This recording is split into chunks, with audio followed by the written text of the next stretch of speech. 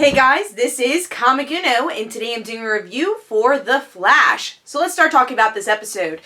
With this episode, it's going to Earth-2, figuring out what this whole world's about. We've seen glimpses of it throughout the season, but now we really get the whole picture, or at least a picture of the characters we know from Earth-1.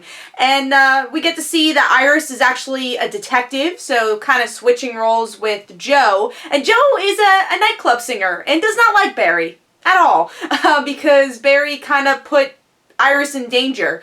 So yeah, we definitely get a lot of story with that. And then we have some characters we knew that was going to show up and have their versions, like we had Firestorm, which is Deathstorm, Robbie Amell's character, and then we actually have Caitlin finally as Killer Frost, so we see that.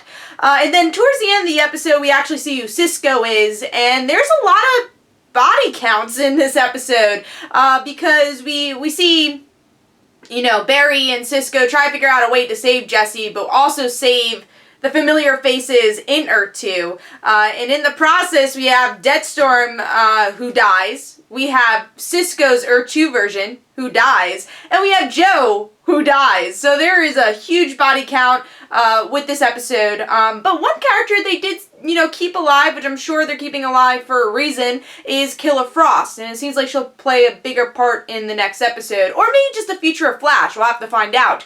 And then the other part of the episode is with the actual, you know, Jay Garrick and Caitlin of Earth-1 trying to figure out a way to get his Speed Force back, actually learning a little bit about why he doesn't have his Speed Force, and I'm sure that's going to be the problem solver of next episode to try to get them back to Earth-1.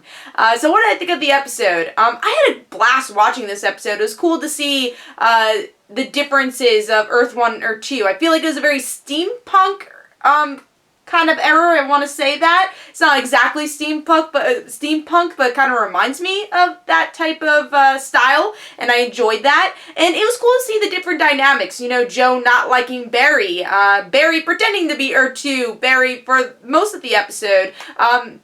But my favorite dynamic actually was Iris and Barry. You know, it's something we've been waiting for, or at least, you know, fans of Iris and Barry have been waiting for since season 1. And now we're seeing them married, not just a mention of it, seeing it there. And it's kind of cool to see a different version of Iris. Her really, I mean, not that she doesn't stand up for herself in Earth-1, but it was cool to see how assertive she was in this Earth. And, yeah, I really liked their relationship. I thought it was interesting. I like that they were married here, and we'll see where that goes in next episode. So I enjoyed that. I didn't love that Joe and Barry didn't like each other, but of course things had to be different. But I love that they utilized Jesse L. Martin's talent for singing. He was in the original cast for Rent, and also the movie Rent.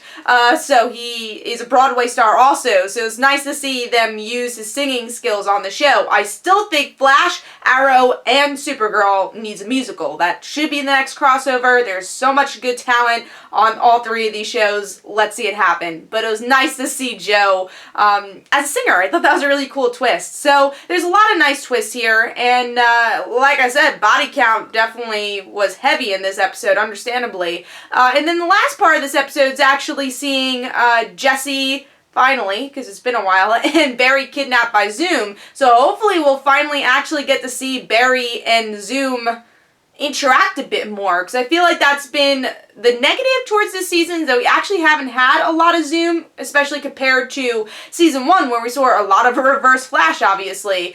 So he's very much an ominous threat. We only see him every once in a while, and as someone who's a huge Jesse Quick fan, I really hope we see more of Jesse than, oh my god, Zoom!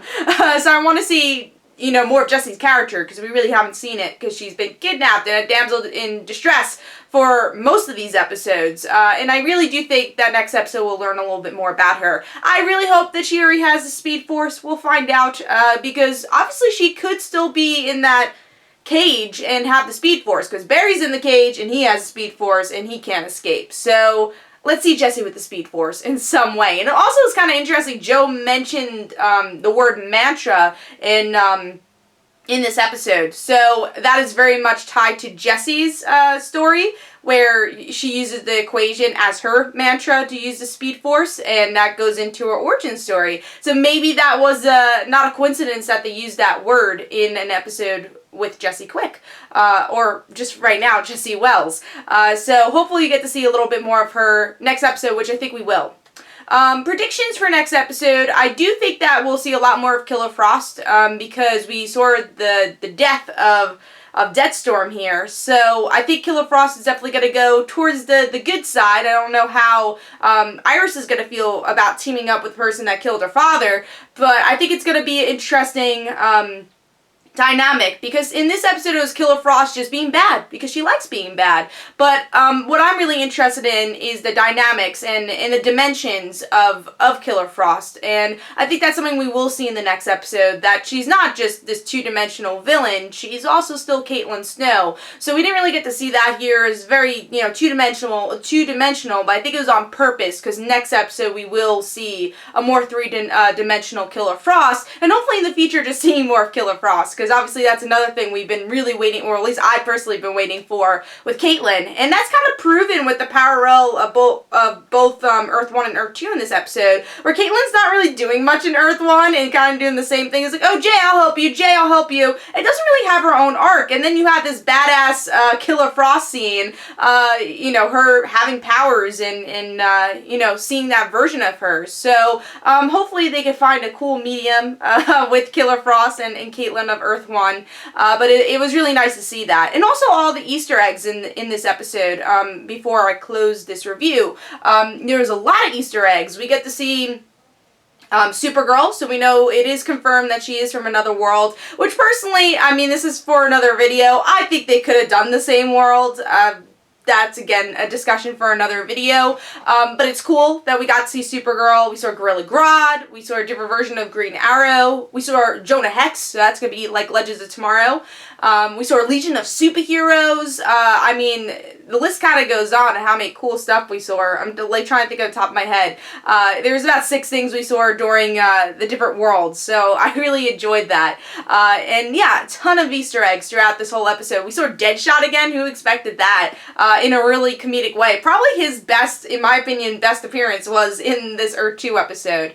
But yeah, overall, this is a really fun episode to see the different dynamics of teammates and, you know, characters, and also to get, you know, maybe some satisfaction with characters that maybe not turn into these type of characters until a little later in the timeline, like Iris being married to Barry. We don't know if that's going to happen or when that's going to happen, and same goes for Caitlin, if she's ever going to become Killer Frost and what version of Killer Frost she will be.